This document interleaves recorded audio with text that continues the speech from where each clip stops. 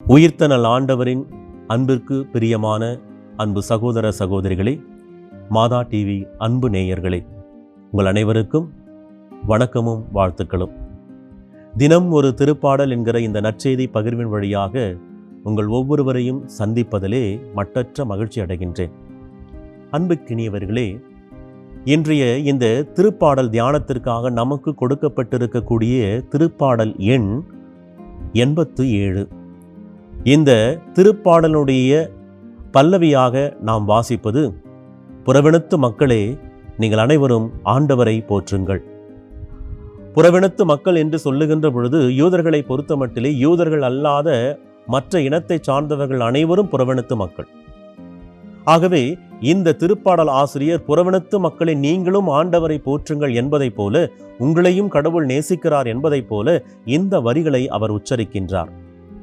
பிரியமானவர்களே, இந்த யூத மக்களுடைய வாழ்வினுடைய மையம் என்பது இந்த எருசலேம் ஆலயம்.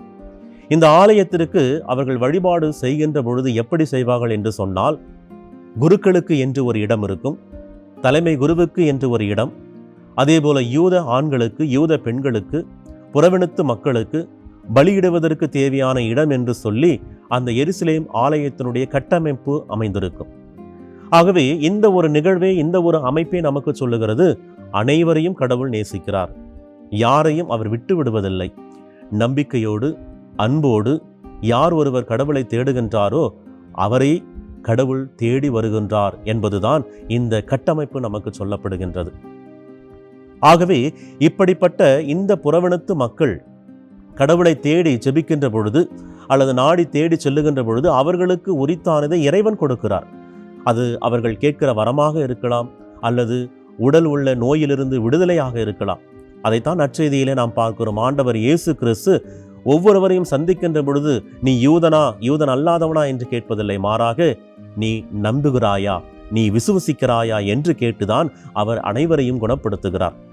ஆக இயேசுவனுடைய பார்வையிலே, கடவுளுடைய பார்வையிலே பாகுபாடு வேறுபாடு என்பது கிடையாது. மனிதர்களாகிய நாம் தான் பாகுபாடு பார்க்கிறோம், வேறுபாடு பார்க்கிறோம். எனது, எனக்கு, என் குடும்பம், எனது உறவு என்று நாம் பார்க்கிறோம். ஆனால் கடவுள் அப்படி பார்ப்பதே கிடையாது. எனவேதான் கடவுள் எல்லோரையும் நேசிக்கின்றவராக இருக்கிறார் என்பதைத்தான் இந்த திருப்பாடல் வரிகள் நமக்கு சொல்லுகிறது. கடவுள் அனைவரின் வழியாகவும் தன்னுடைய நற்செய்தியை அறிவிக்கிறார். கிறிஸ்தவர்கள் என்பதற்காக நம்மை மட்டும் கடவுள் தேர்ந்து கொள்ளவில்லை, நம்மை மட்டும் அவர் அன்பு செய்வதில்லை, மாறாக அனைவரையும் அன்பு செய்கிறார். பிற மதத்தவரும் அவரை அன்போடு விசுவாசத்தோடு நாடி செல்லுகின்ற பொழுது அவர்களுக்கும் இறைவன் அற்புதங்களை செய்கிறார் என்பதைத்தான் நாம் பல ஆலயங்களில் நாம் பார்க்கின்றோம். ஏன், நாமும் கண்கூடாக பார்த்திருப்போம். ஆக கடவுள் அனைவரின் வழியாக இந்த நற்செய்தியை அறிவிக்கிறார் என்பதற்கு ஒரு அருமையான உதாரணம் நற்செய்தியிலே நாம் பார்க்கின்றோம். திருக்காட்சி பெருவிழா. அங்கே நாம் பார்ப்பது என்ன? அந்த 3 ஞானிகள் வெவ்வேறு திசைகளிலிருந்து வருகிறார்கள். அவர்கள் யூதர் அல்லாதவர்கள், புறவினத்து மக்கள். அப்படிப்பட்ட அவர்கள் அந்த இயேசுவினுடைய அந்த இடத்தை தேடி, இயேசு குழந்தை இருக்கக்கூடிய இடத்தை தேடி வருகின்றார்கள். வருகின்ற பொழுது ஒருவர் பொன்னை கொடுத்து இயேசுவை அரசர் என்கிற அந்த ஒரு நிலையை கொடுத்து, அல்லது அரசர் என்கிற அந்த ஒரு உயர்ந்த ஸ்தானத்தை கொடுத்து ஆண்டவரை ஆராதிக்கிறார். மற்றொருவர் அந்த தூபத்தை செலுத்தி அதன் வழியாக அவர் இறைத்தன்மை கொண்டவர், கடவுள் தன்மை கொண்டவர் என்பதை அவர் ஏற்றுக்கொள்கிறார். மூன்றாவதான அந்த ஞானி என்ன செய்கிறார்? அவர் அந்த வெள்ளை போலத்தை கொடுக்கின்றார். அதாவது இந்த குழந்தை பலரது மீட்புக்காக தன்னுடைய உயிரையே கையளிக்கப் போகிறார், இவர் ஒரு தெய்வமாக இருந்தாலும் மனித குலத்திற்கு மீட்பை கொடுக்க போகிறார் என்கிற விதத்திலே அவர் அந்த போலத்தை கொடுக்கின்றார். ஆக இந்த நிகழ்வுகளின் வழியாக நாம் பார்க்கின்ற பொழுது அவர்கள் புறவினத்து மக்களாக இருந்தாலும் கடவுள் அவர்கள் வழியாக இந்த உலகிற்கு ஒரு நற்செய்தியை சொல்லுகின்றார். புறவினத்து மக்களை நீங்கள் அனைவரும் ஆண்டவரை போற்றுங்கள் என்று சொல்லுகின்ற பொழுது அவர்கள் வழியாக கூட அந்த யூதர்களுக்கு அவர் ஒரு நற்செய்தியை சொல்லுகின்றார். கடவுளுடைய இடத்தை கண்டுபிடித்து, அவர் பிறந்திருக்கக்கூடிய இடத்தை கண்டுபிடித்து அந்த கடவுளை அவர்கள் வழியாக உலகத்திற்கு அடையாளப்படுத்த செய்கின்றார். இதுதான் கடவுளுடைய அந்த பெருந்தன்மையான ஒரு அன்பாக இருக்கின்றது. ஆம் அன்புக்கினியவர்களே, கடவுள் பாகுபாடு இல்லாமல், பாராபட்சம் இல்லாமல் எல்லோரையும் நேசிக்கிறார். எனவேதான் இன்றைய திருப்பாடலை நாம் வாசிக்கிறோம். இதோ மற்றவர்களும் எருசலேம் எங்களுக்கு சொந்த இடம், சொந்த ஊர், என்னுடைய தாய்மன் என்று சொல்லி அவர்கள் பெருமைப்படுகின்ற விதத்திலே அனைவருக்கும் அந்த உரிமை அவர்களுக்கு கொடுக்கப்படுகின்றது என்பதையும் இந்த திருப்பாடல் ஆசிரியர் குறிப்பிட தவறவில்லை. ஆக நம்முடைய வாழ்க்கையிலேயும் நாமும் சிந்தித்து பார்க்க வேண்டும். கடவுள் பாகுபாடு இல்லாமல் எல்லோரையும் நேசிக்கிறார் என்று சொன்னால், எல்லோரின் வழியாகவும் அவருடைய நற்செய்தியை அறிவிக்கிறார் என்று சொன்னால், அதை நாம் மனம் திறந்து ஏற்றுக்கொள்ள வேண்டும்.